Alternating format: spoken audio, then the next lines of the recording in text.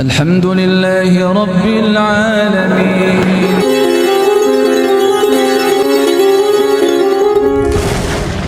Rasul SAW memberikan satu definisi orang yang ajis, orang yang bodoh yang akhirnya merugi adalah orang yang atba'ahu nafsahu hawaha, yang memperturutkan keinginan hawa nafsunya.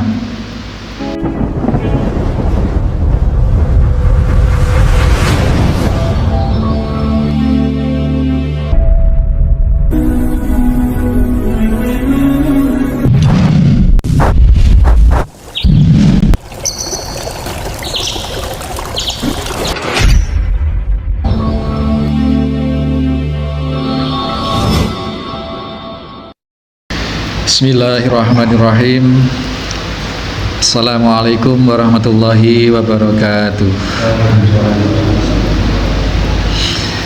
Innal hamdalillah nahmaduhu wa nasta'inuhu wa nastaghfiruh wa na'udzu billahi min sururi anfusina wa min sayyiati a'malina.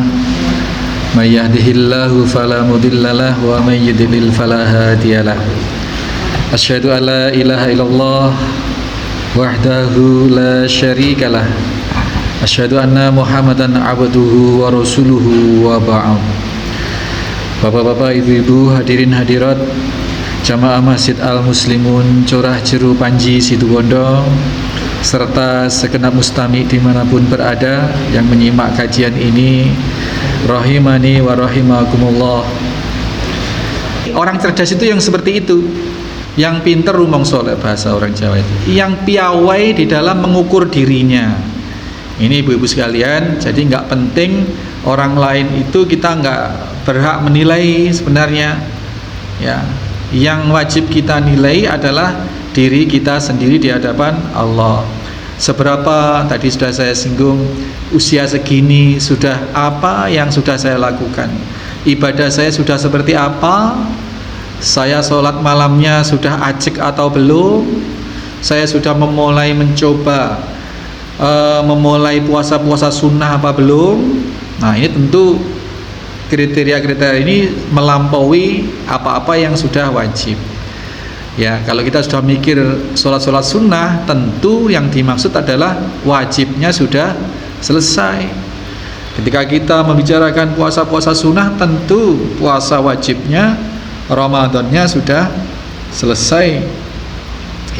Itu adalah orang yang cerdas menurut Rasulullah SAW, dan itulah makna cerdas yang sejati.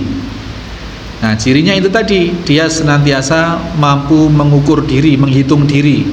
Kalau saya nanti mati, apa yang saya bawa, bekal ilmu apa, bekal apa yang akan saya bawa, apakah kepemilikan saya saat ini sudah cukup mengkondisikan saya untuk lebih dekat kepada Allah Subhanahu wa taala atau belum?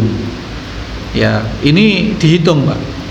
Tujuannya apa? Menghitung diri itu, muhasabah itu. Tujuannya adalah mengoreksi diri, memperbaiki yang belum baik, memperbaiki atau patepak sing belum tepak. Kalau masih ada dosa-dosa yang belum ditaubati, ya ditaubati, diingat-ingat, itu ya. Masih punya hutang di mana dulu, pernah menyakiti hati siapa, diselami, Pak, demi agar kelak meninggal itu sudah tidak punya beban hakul adami, tidak punya kezaliman terhadap sesama manusia. Diingat-ingat mulai lambek, mulai kecil, mulai beranjak dewasa, punya masalah dengan siapa, sudah minta maaf atau belum, sudah mengklirkan atau belum.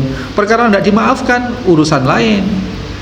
Perkara kemudian kita ingin islah, kemudian dia tidak, oh nggak bisa, ya sudah.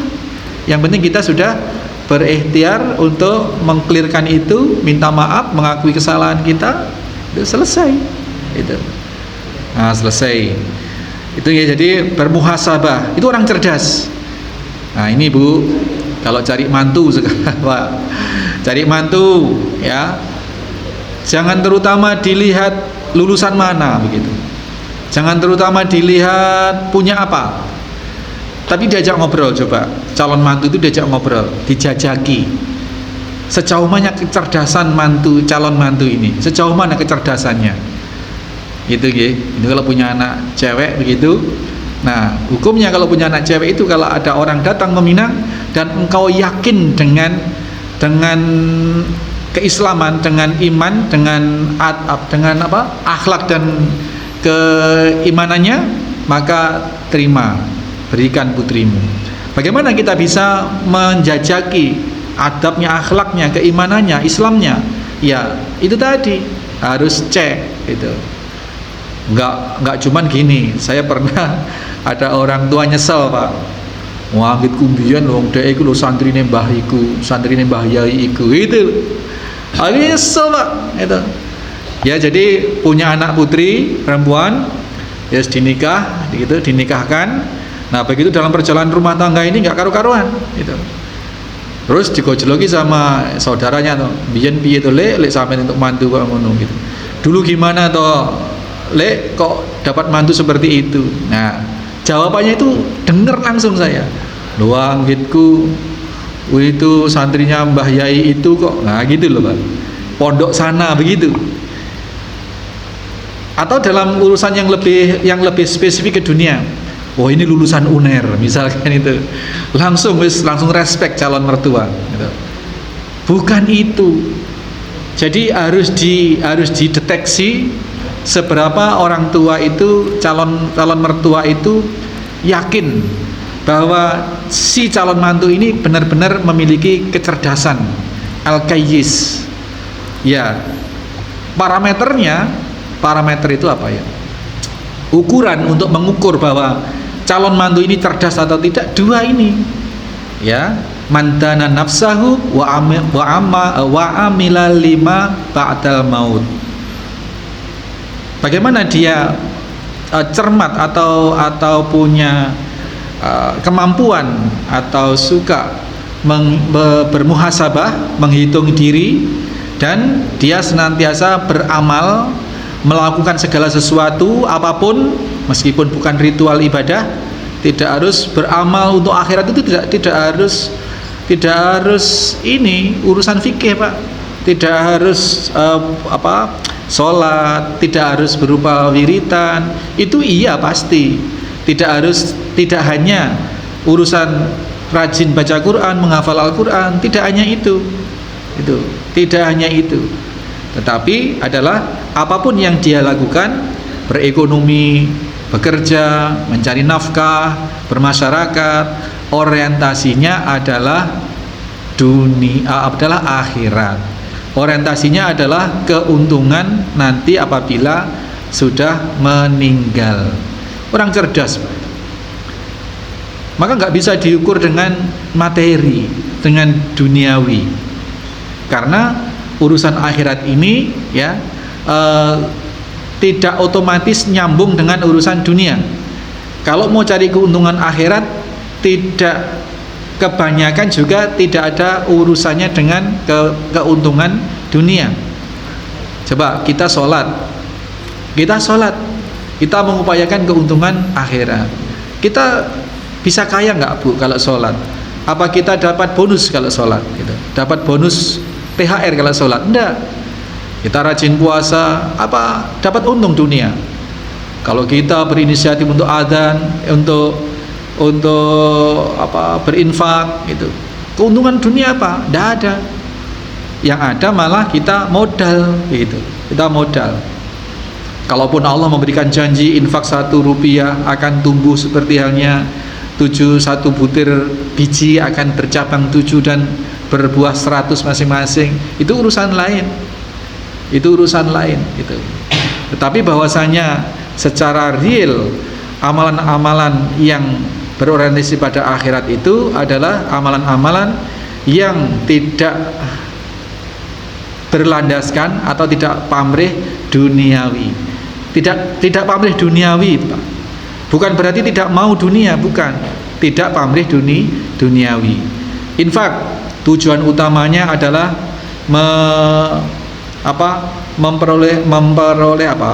menitipkan harta ini kepada yang dititipi, diinfaki, agar uang ini nanti selamat tetap dimiliki sampai di akhirat, bahkan berjumlah lebih banyak. Orientasinya akhirat. Adapun kemudian dari sebab dia rajin infak, kemudian rezekinya tambah banyak, urusan lain, tetapi bukan tujuan. Kita sudah kupas banyak panjang lebar tempo hari di beberapa tempat, di sini juga. Karena kalau beramal orientasinya dunia, pasti akhiratnya tidak dapat. Dunianya belum tentu dapat, akhiratnya pasti tidak dapat. Nanam rumput, yaitu rumputnya belum tentu tumbuh seperti yang kita harapkan, padi pasti tidak tumbuh. Tapi kalau kita nanam padi, kita beramal orientasinya adalah akhirat, maka dunia otomatis akan ngikut. Tapi jangan jadi target utama. Targetnya adalah akhirat. Nah, ini orang cerdas. Ditanya sekolah di mana? Di satu lembaga pendidikan. Apa yang dicari coba? Itu. Coba ngobrol seperti itu, gimana? Oh, nanti agar ini sekolahan bonafit, nanti lulusannya akan diterima di perguruan tinggi yang bonafit. Kalau lulusan dari perguruan tinggi bonafit nanti akan mudah dapat kerja yang bonafit juga. Nah, endingnya cuman itu ternyata. Endingnya cuman agar dapat pekerjaan yang layak. Berbondong-bondong ngejar sekolah kedinasan misalnya. Oh, tujuannya apa? Supaya mendapat jaminan kalau lulus langsung diterima menjadi pegawai negeri. Sekolah kedinasan itu kayak STAN, kayak apa begitu. Nggak tahu sekarang, dulu seperti itu, Pak. Nah, orientasi duniawi seperti ini bukan tidak boleh, tetapi harus orientasinya harus jangan mandek di situ, harus dibablaskan, dilangitkan gitu loh. Jangan hanya supaya nanti dapat pekerjaan, dapat pendapatan, dapat gaji pasti dan lain sebagainya. Eman kalau hanya tujuan itu belum tentu tercapai, akhiratnya pasti tidak dapat gitu. Bagaimana? Kan nggak tahu umur orang, Pak. Sekolah kedinasan 3 tahun, itunya pendidikannya 3 tahun. Baru tahun kedua sudah mati ternyata. Ya kan nggak dapat apa-apa kalau memang orientasinya hanya di situ. Maka orang yang cerdas cirinya 2. Yang pertama, dia pandai menghitung diri, bermuhasabah. Yang kedua, semua amaliyah duniawinya diorientasikan untuk tujuan akhirat. Itu ya, Pak. Jadi orang cerdas. Maka Rasul memberikan jalan. Kalau kau ingin jadi orang cerdas, ini jalannya. Dan ini kecerdasan yang sejati seperti itu. Kecerdasan yang sifatnya ilahiyah seperti itu. Meskipun orang yang seperti ini tidak punya ijazah formal misalkan, tidak lulus dari lembaga pendidikan yang bonafit misalkan, ya tetap kecerdasan inilah yang sejati. Lulusan kedokteran, lulusan teknik mana yang paling bonafit di Indonesia misalkan, atau luar negeri sekalipun, tapi dikala dia tidak bisa bermuhasabah, aku sholatku gimana? Apa sudah ajak sholat fardunya?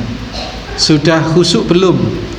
Apakah kalau saya sholat itu masih ada tujuan-tujuan selain Allah apa belum? Menghitung, Pak. Loh, kalau orang sudah bisa menghitung seperti itu, dialah orang cerdas. Dia orang cerdas. Nah, kebalikannya, Rasul SAW memberikan satu definisi orang yang ajis, orang yang bodoh itu, orang yang bodoh yang akhirnya merugi adalah orang yang atba'ahu nafsahu hawaha, yang memperturutkan keinginan hawa nafsunya. Wah, pakai kerudung itu nggak enak, sumuk. Atau kalau pakai kerudung, pakai baju muslim yang syar'i itu mati gaya misalkan. Nafsunya adalah untuk bergaya, untuk dikagumi orang, bodinya aduhai. Kalau lewat semua orang berdecak kagum, itu keinginan-keinginan hawa nafsu. Ingin semua orang mengaguminya. Itu. Kalau saya pakai kerudung, pakai baju syar'i yang ubruk-ubruk itu, kan mati gaya saya. Saya nggak mau mati gaya. Ini berarti memperturutkan hawa nafsu. Tapi kalau orang cerdas itu, Dia menghitung, saya pakai baju seperti ini, dia terkekang oleh kekang dari nafsu itu, oleh imannya, oleh kecerdasannya. Baju seperti ini memang menarik banyak orang, bisa menggoda pandangan banyak, menjadi pusat perhatian. Tapi ini kan tidak menguntungkan akhirat saya. Selalu berhitung seperti itu. Nah, kalau saya berekonomi memakai jalan yang riba, ini sebenarnya menguntungkan sekali, bisa cepat kaya ini. Ini maunya nafsu seperti itu. Tapi karena punya kecerdasan, maka akan dihalau oleh kecerdasan. Saya bisa kaya sekarang, tetapi di akhirat saya akan mendapatkan azab yang berat. Maka dikekang oleh kecerdasannya.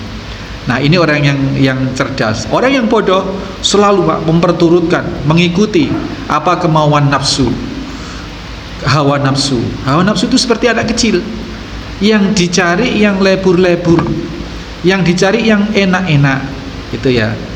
Kalau hawa nafsu itu tidak mendapatkan petunjuk dari Allah, tidak terbimbing oleh Allah, senantiasa mengajak kepada as-su, inan nafsi, gitu ya. Sesungguhnya nafsu itu senantiasa mengajak kepada keburukan. Maka peran kecerdasan, peran iman, peran al-qayyis tadi adalah mengendalikan. Kita senantiasa berhitung. Riba ya sangat gampang, Pak. Minjamkan uang 1 juta dalam waktu sekian bulan menjadi sekian, gitu. Itu riba. Terus kemudian nambahi timbangan kalau berbisnis atau berniaga, ya, mencampur kualitas yang baik dengan kualitas yang buruk. Saya dulu di kampung saya ada, Pak, orang itu bakul dele itu, Pak Yan, bakul dele. Di antara kegiatan hariannya itu di sungai di apa kan, kampung saya itu kan tanahnya lempung, Pak. Di sungai itu kalau ada belokan gitu, di situ ada lempung yang meringkil-meringkil.